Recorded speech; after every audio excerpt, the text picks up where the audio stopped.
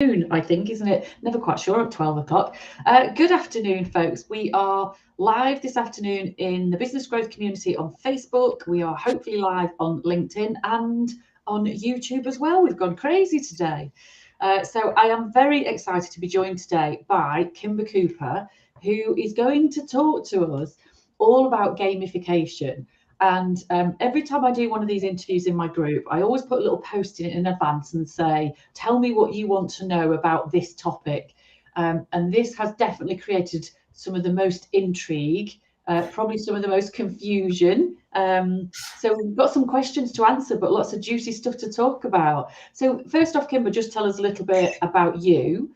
And of course, tell us how on earth you got into gamification. Okay, so how do I start this? So I guess like most people, when you start your business, you'll do anything for anyone. They'll give you a bit of money when you start out. And so when I started my business, I was doing marketing, and I had a lot of experience in marketing. I worked in marketing for like 10 years or so.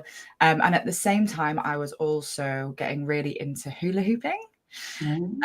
And I became what's known as a micro influencer, and I became sponsored by a hula hoop company in America, and I used gamification. I'll explain what it is in a second for those of you who don't know what it is. I used gamification to outsell the other sponsor hoopers by 10 times. But as I said, at the same time, I was kind of working and getting into running a business. And at first we were a social media agency. Actually, we were a digital agency first. Then we narrowed down into a social media agency. Then we narrowed down into just Instagram.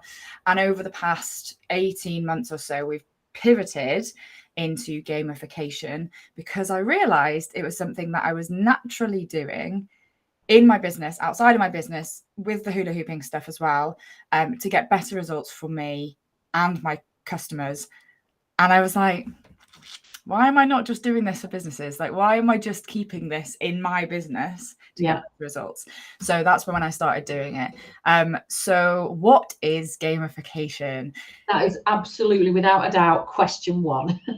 So, it's quite hard for me at the minute. Like, it's not hard. It's just, it's one of those things. I'll go into a networking event and people are like, Kimber, I know you do this gamification thing now, but I still don't really know what it is. Or somebody who I've never met before asks me what I do. And I'm like, it's not like I'm a hairdresser and I can just say something that's really easy. If you're asking me the question, you have to expect a 2-minute response, because it's not as simple as just, oh, I do accounting or something that people understand. So if you've ever played a game of any description, so the first game that comes to mind for you might be something that you play regularly. It could be something like Tiddlywinks. It could be chess. It could be Fortnite. It could be a sport. It could be Wordle, if you're into Wordle. Like any type of game, board game, video game, mobile game, they all have things that are built into them to motivate you to keep playing, even when it's boring, even when it's frustrating, even when it's stressful, because you want to get to that next level, or you just want to finish this puzzle, or you want to beat your opponent, or you want to get the enough gold so that you can beat the monster, right? There's things that are inbuilt into games to keep you motivated even when it's annoying. And so what gamification is it's looking at games and game design and all those things that make games so addictive and so compelling, and taking little bits out of them, not the whole game, taking little tiny elements and little tools, and then popping them into non-game settings. So that can be anything where you want to motivate yourself or others to do something. My specializations are in courses, launches, and memberships. So these are taking ones that are already working, already successful, but maybe you want more people to complete the course. Maybe you want more people to engage in your membership. Maybe you want to reduce the rates of attrition. Maybe you want to get more testimonials. So it's kind of, excuse the pun, leveling them up a bit so that they get better results for their customers, but also for themselves, by adding in slightly different pathways, slightly different, tweaking things a little bit. It's not turning things into a game. It's taking things from behavioral psychology, from learning development, from management, from marketing, from all these different fields, and game design and game thinking, and plopping them into a non-game setting so that you can get better results for you and your customers. That's a long answer, but hopefully that makes sense. Well, that's given people plenty of food for thought, which is great. So I should say that we are open to questions today. So we're on Facebook, we're on LinkedIn. We think we're on YouTube, but I'm hopefully keeping track of both of them. So if anybody's got any questions as we go along, please do feel free to chip in with those, and I will very happily ask Kimba all of your questions. I suppose the next natural question is, what's the first thing that people should think about in terms of whether gamification is right for their business? How do they almost take the first step on the ladder, or even just understand whether it's relevant for them? So gamification can be applied in most scenarios. I think the thing to think is, a lot of people come to me and they're like, Kimba, can you make my course more fun? Or can you make my membership more fun? Because they assume games equals fun. Yeah. But the truth is, I come at it from a perspective of results. So if you want to get results, you need to have a problem to start with. So think of it from a business objectives perspective. Like, what do I have a problem with? Do I want to get more traffic to my website? Do I want to get more engagement on my social media? Do I want to get more testimonials? Do I want to reduce attrition in my membership? Things like that. So what is the outcome that you want to get? And then think, could I apply gamification to this to get better results? And something else to consider as well is whether or not something is inherently motivating. So name something that you find fun in your business. Oh my God, something I find fun. Making ridiculous reels for Instagram. Okay, so you wouldn't need to gamify that because you find it inherently motivating. You already enjoy it. And so you might think, oh, I'm already enjoying this thing. I'll get better results if I gamify it. But the truth is, let's say you were to say, if I do 5 reels this week, I'll give myself some chocolate. If I do 10 reels next week, I'll get an ice cream, my favorite ice cream. And then one day you go, I don't need to reward myself anymore because I'm just doing it. You take the rewards away and all of a sudden you're not motivated anymore because you don't get those rewards. And the problem with that is that task was inherently motivating for you before, and then you gamified it, and now you've taken that motivation away. So it's better to apply it to things that are boring, things that you don't want to do, because then you can add in game elements to motivate you to do that thing, rather than things that you're already finding interesting. Gamify our tax returns then. Yeah. So things that people would say to me, oh, there's no point me gamifying this because, you know, it's not applicable. It's not a fun thing. I'm like, perfect. That's the perfect thing to gamify because it's going to make it more fun. It's going to make it more interesting, more engaging, more motivating. You're going to want to do it. Thinking about it from a business perspective, and that sort of that question you're talking about there, is this kind of super relevant to fun businesses? You know, if you're talking about somebody like an accountant or, you know, an IT specialist who perhaps we don't necessarily think are the most fun. Obviously, some of them are loads of fun. Yeah. But even where they perhaps think, you know, my business has to be very professional, very straight-laced, is there a place for gamification in there? Okay, so there's so much that I want to go into on this. So let's name some big brands using gamification that aren't necessarily fun brands. eBay, Amazon, let's think Samsung, Nike, like quite a lot of the big brands. They're not necessarily fun. Oh, another one, LinkedIn. So LinkedIn, probably the most boring social media platform going, but they use game tools to encourage you to spend more time on the platform, to complete your profile, things like that. So you will have seen the progress bars on LinkedIn that say you are 95% complete on your profile. If you just take this action, you'll be at 100%. Oh, you get a gold star. Get a gold star. Exactly. So those things are taken directly from games. Because in games, you have progress bars to show you how far you are through a level, how much life you've got left, all that kind of stuff. LinkedIn's a really, really boring business, but they are using game elements to encourage you to take part more in that business model. Other things that are game elements that are useful but not necessarily fun. Competitions. So some of the most boring brands in the world will use competitions to increase their following, to get more people to engage with their brands. It's basically a game. You win something at the end of it, but you don't have to be a fun brand to use it. I think the other thing to remember as well is that not all game elements, not all gamification is fun. That's a big assumption people make. Yeah. Another game tool which isn't fun, and I don't know why, it gets a lot of flack in the online world, is scarcity. So, you know, there's only 5 places left. We've only got 7 candles left for you to buy. There's only 2 hours left to buy this course. As long as you're not lying, as long as it's not fake scarcity. Yes.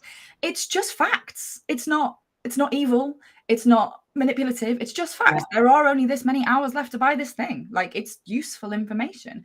And yes, from a psychological perspective, like, oh, we've only got this much time left. But that's sometimes useful if you're wanting to buy anyway. So that's a game tool. That is something that is taken directly from the game world.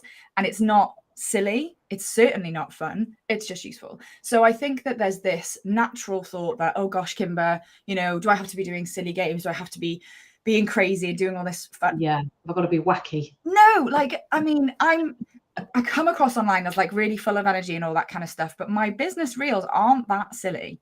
Like, they're quite boring. In fact, my VA encouraging me to do my reels is like, you'll never do my reel ideas. Like, you never want to do them. I'm like, because I want to show that you don't have to do all this crazy, silly stuff online for gamification to work for you. Yeah, interesting. Yeah, I totally get why people would kind of say, oh, if it's gamification, it's got to be about making everything like a fun, almost silly game. I could totally see why people would think that. Yeah. So you've talked a little bit about some of this coming from psychology.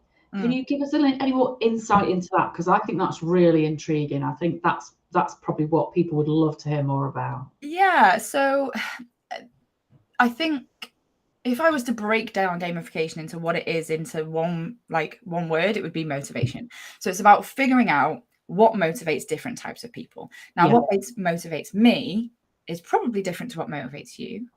It's probably different to what motivates lots of different other types of people. And the same in the same respect, what I find fun might not be what you find fun, which kind of relates back to the last question a little bit, in terms of you might think that you're boring and you're not fun, but somebody else might find what you're doing very fun.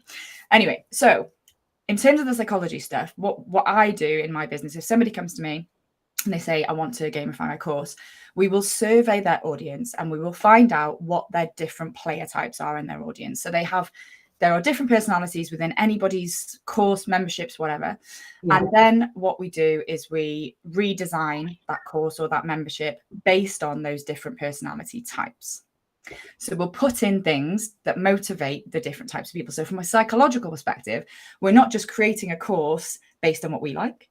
We're not just creating, there. That's my cat who either wants to play a game or feels like she's being murdered at the moment. Just carry on amongst yourselves. Oh my gosh, that's hilarious. That happens to me as well. My cat always wants to get in just at the wrong time. So yeah, so it didn't happen. We didn't notice that at all. Totally seamless. It's fine. People love seeing a cat online. It's absolutely fine. So from the psychological perspective, it's about figuring out what motivates those people and the different types of personalities and people when they're on different parts of their journey. So say I was doing an Instagram course, people who've never really used Instagram versus people who've used it quite a bit, and creating different pathways and different things to engage different personality types and different motivations. So it's not just making it into a fun game. It's more psychological than that. Yeah. So actually this is not a massive tangent from what a lot of people should be doing anyway, because this is just taking your ideal client work that step further, isn't it? And we, so much we talk about understanding your ideal client, getting under their skin, understanding what they're thinking. And this is just saying, understand what they're thinking and then understand what motivates them. So where people think that perhaps gamification is this total standalone thing, it's not at all. It's just taking it, enhancing certain areas of your business with it. Yeah, it's complementing it. And I think we encourage people to niche down into their dream customer, don't we? So let's say you're looking for accountants in Bradford. I don't know where that came from, but you could have an audience full of accountants in Bradford, but they might have several different types of motivators. There could be an accountant in Bradford who likes competition, and there's an accountant in Bradford who hates competition and much prefers to collaborate. There's all sorts of different personality types within those niches, and you have to cater for them, because otherwise what you're going to have is, in whatever project it is, you're going to have people who disengage, who are demotivated, who drop off because you haven't catered for them. Yeah. So tell me the classic ways, Kimber, that you either use gamification yourself or help your clients to use it. So I accidentally found out that I was doing it because my other half said to me one day, you don't exercise unless you set yourself a challenge. And I was like, no, I don't. And then I thought about it and I was like, yeah, I do. Yeah, you're right. That's really annoying. Why do you always know me so well? So I realized I'd always set myself challenges for exercise. I did it to make myself read more. Particularly like gamification books are really boring. So they're either written by super academics, so they're full of academic jargon, or they're written by gamers, so they're full of gamer jargon. So I'm kind of in the middle, like I really want to read these books, but God, I don't want to read these books. So I gamified myself doing that. So I do it in my personal life as well, but in terms of my business, I was doing it naturally within my challenges that I was running. Within my membership, I gamify that as well to get more people to get more out of it, and my courses as well. So those are the main ones that I do. But you can gamify all sorts of things if you want to. It can be applied to everything, really. Like I say, as long as it's not inherently motivating. Yes. So you've got specific kind of clients or areas that you work with clients on. So where do you see it working best? Where's your forte? Well, those three really. So our launches, online courses, and online memberships. It works best in a learning environment because, and I've just finished reading another book about this actually. Whilst there are many different types of fun, the reason games are fun is because you are learning a new skill. So you might not know it, but like chess is a game about learning war strategy. Like when you break it all down, they're all learning skills. So like, I don't know, I'm trying to think of any other games all of a sudden, but like Wordle is, learning about words and learning about how words work, same as Scrabble is. They are spelling games. They are, so all of these, and they're fun because they challenge you to learn more. And your brain is just a muscle. Like your muscles, they like to get bigger, they like to get stronger. So they like you to use bigger weights. And your brain, it loves for you to learn new things. It loves for you to stretch. So gamification works best in some sort of learning environment, which is why it lends itself so nicely to things like memberships and courses and launches, because you are teaching something within those. Does that make sense? Yeah, it does. Now, you mentioned a little something earlier, which I thought was really interesting, was about getting more people to complete a course. Because let's face it, I think we've all bought a course. In many cases, people have bought a billion courses and programs and different things like that they don't finish. And it's interesting because whenever I'm talking to a client who's thinking about creating a course, my challenge to them is always, how will you get people through the course? Because I think there's so much stuff online about here's how to launch and here's what to create and here's how to build this brilliant program, but there's very little about how to get people to the end. Whereas if you get people to the end, they're getting loads of value, you'll get amazing feedback, people will naturally buy more next time. So without obviously opening the treasure chest and giving all your secrets away, can you give us any glimmers about helping people get to the end of courses? So I think the first point to make on that is that not everybody joins your course to learn the thing that you're teaching. So you're not ever going to get 100% completion rates. That's unrealistic because some people join your course because they want to socialize with other people who are in your world or who can afford that course. Okay? So some people will buy a course to network. Some people will buy that course because they want to see how you run your courses. Yes, very true. And there's lots of reasons people will join courses. And so you're never going to get 100% success rate. That's the first thing to consider. The second thing is to consider, like I said, is that, I mean, we all learn this. We all learn this in school. Not everyone likes to learn in the same way. So, the classic example is some people like to read, some people like to listen, some people like to do, some people like to watch videos. So that's basics. So like on top of that, you should also be considering that different people are motivated by different things, like we already discussed. So like have discussions with your audience, like say to them, what is it? Like, what's your reason behind doing this course? What are you trying to get out of it? Because it might be that a third of your course actually isn't relevant to what they need. It might be that they like to learn, they want to achieve, they want to win rewards, they want to be rewarded for stuff. So you need to add those things in. It might be that they They want leaderboards, they want competition, they want challenges. It might be that they actually don't want those things. They don't want to feel like they're in school again where they're getting picked as the team. So you really need to like, I think a lot of people, they go, oh, I'll launch my course and I got all my people into this course and I've written it and they can just do it. Whereas what you need to do is once you've got them in, you need to then find out more about them so that you can then tailor it a little bit more so that more of them will get further through. So it is going back to that dream customer thing. It is going back to understanding your audience, and it's a little bit more than just letting it run.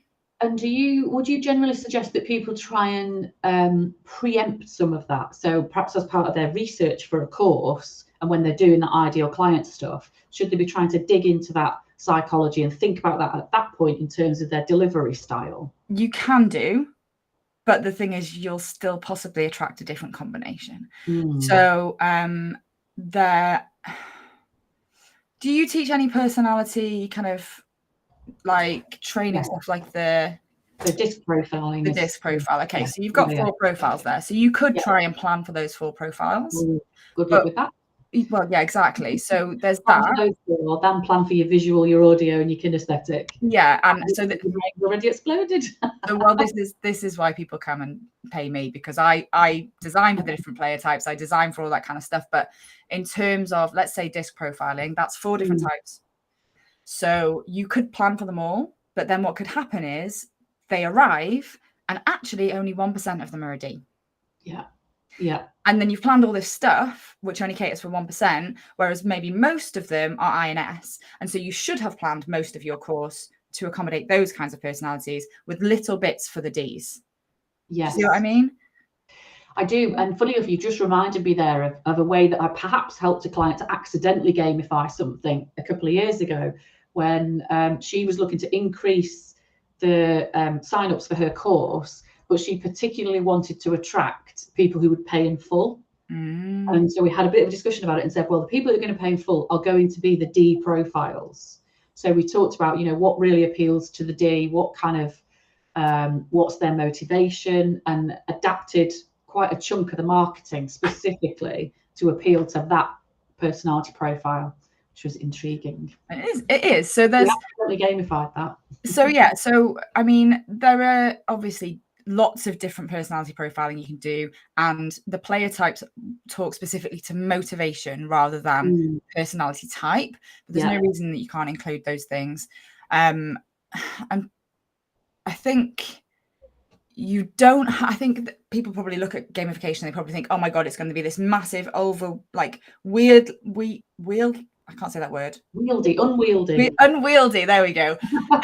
Project that's, I'm going to have to make a 3D virtual environment and all this kind of stuff. You don't have to. Like, you can do simple things. Like in one of our launches, we wanted to add in a bit of novelty, and we wanted to encourage people to turn up live to the events because it was in the pandemic, it was at Christmas time. It's very easy for people to sign up for a launch event and then not turn up. So we created this thing which we called the Snazzy Prezzy Picker. I don't know if you've seen this. Snazzy what? Sorry, Snazzy Prezzy Picker. So it's it's basically a picture that I show live, and it's got 10 presents with numbers next to them wrapped up. And when somebody wins a prize, we announce live who wins the prize. They pick the number that they want. We type their name in. We click on that present, and it opens live to reveal what they get. So we created this in just like a basic app. It wasn't like a big deal, but I've seen other people recreate this with just a picture in Canva. Like, it doesn't have to be loads of tech, loads of apps, like a big project. But the purpose of that for us was to make more people show up live because they wanted to know who'd won. So they would actually want to turn up live rather than to the replays. They'd want to turn up live again because if they had won, they wanted to be there when we opened their present because they wanted to see what they won. Yeah. So like, it's just little tiny things that you can do to motivate people to take the actions you want them to take in a way that's not manipulative. It's not like underhanded or sneaky. It's just like big, fun, silly thing. It doesn't have to cost a lot of money, and it doesn't have to take a lot of time. I think that's so key, isn't it? And to be fair, it's key to almost everything in business that people very often think I have to create perfection, and you don't. Just get started, have a little dabble, do it easily, do it at a low budget, have a dabble, see what works, and then you can embellish things later. So Yeah. we've had a question, and I can't tell who it is. It's a secret Facebook user. Can you gamify an online course though? Yeah, that's the main thing that I gamify. Yeah, 100%. Like That's number one of gamification. Yeah, that's like my main number one thing that I like to gamify, because it's all about learning, and you have lots of different personalities in there, and there's so many things you can add to an online course to make it more motivating for the people in there.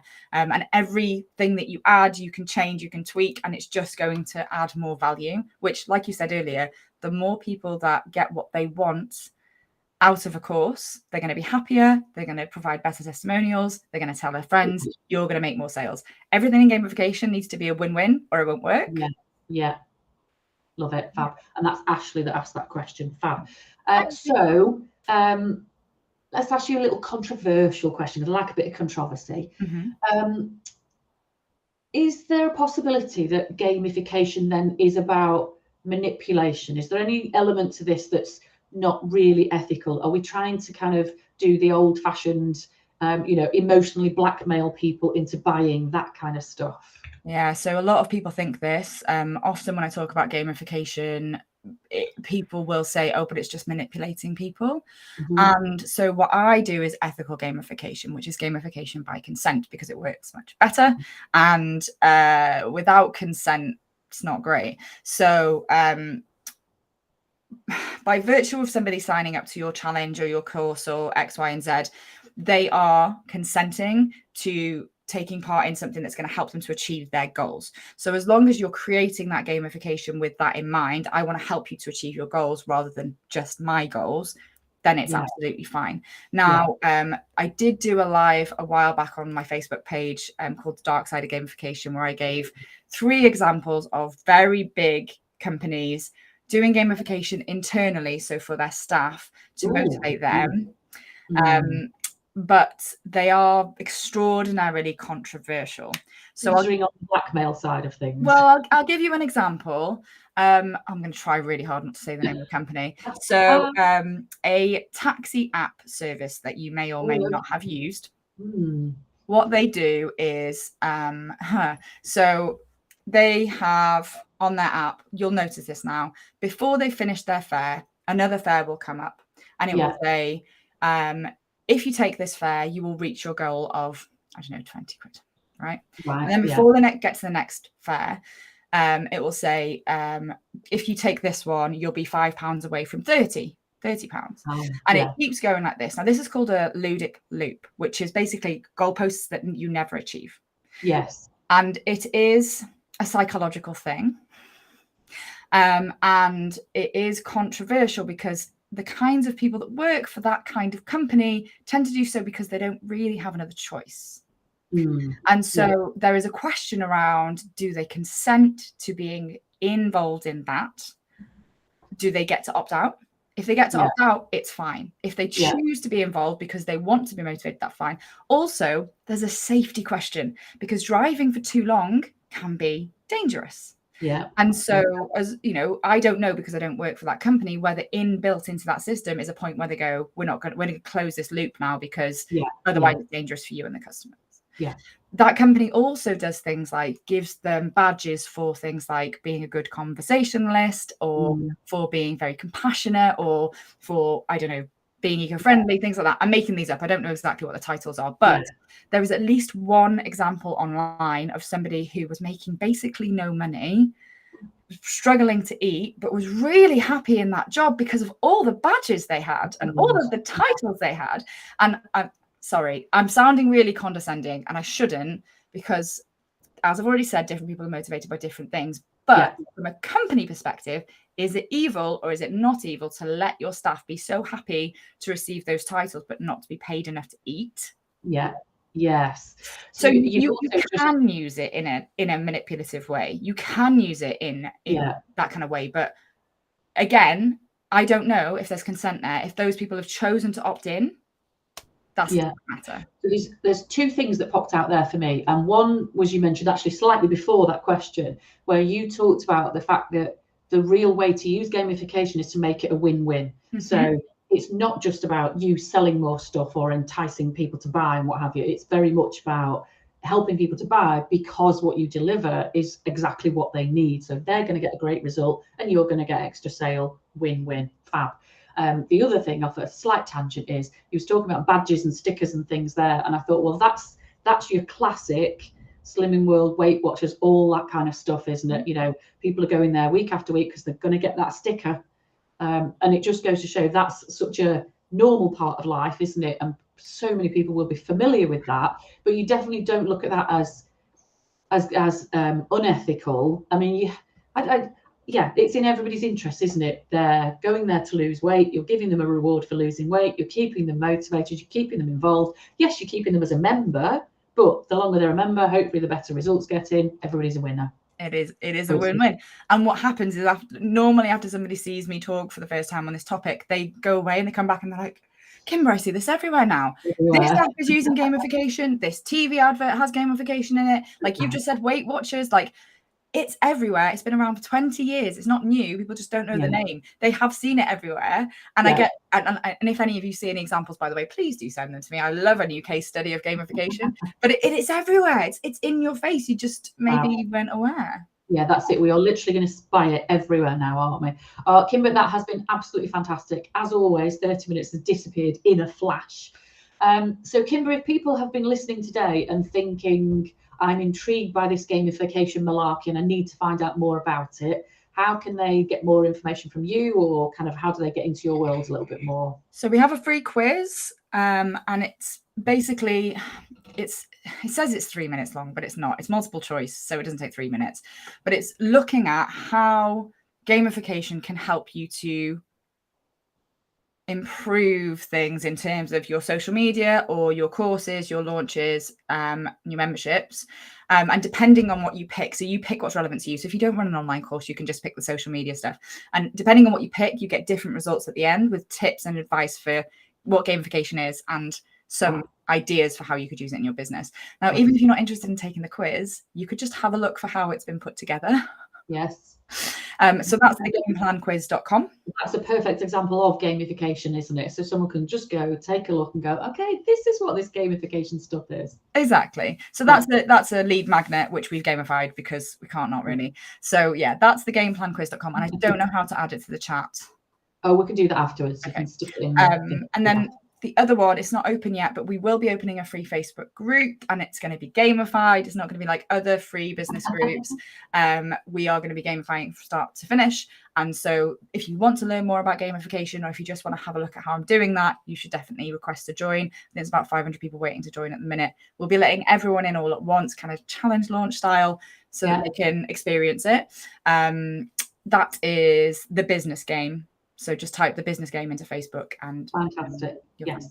So once we've wrapped up, Kimba, if you can put your links into, this will be in the Facebook group, so you can just stick it in there as a comment. If you can hunt this down on LinkedIn, and then you can pop the links in there as well. Your easiest way is find it through my profile and my activity bits, and you'll find it in there. But that's been fab, Kimba. I think we've hopefully the people who said, what on earth is gamification, at least have some sort of idea now. And now their little brains are probably absolutely swimming with a million questions. But, you know, we like creating a bit of intrigue and stimulating some ideas. So thank you very much for being my guest today, Kimba. Thank you very much for everybody who's watched us on Facebook and on LinkedIn and maybe on YouTube as well. So have a wonderful Friday, everybody, and we'll see you all very soon.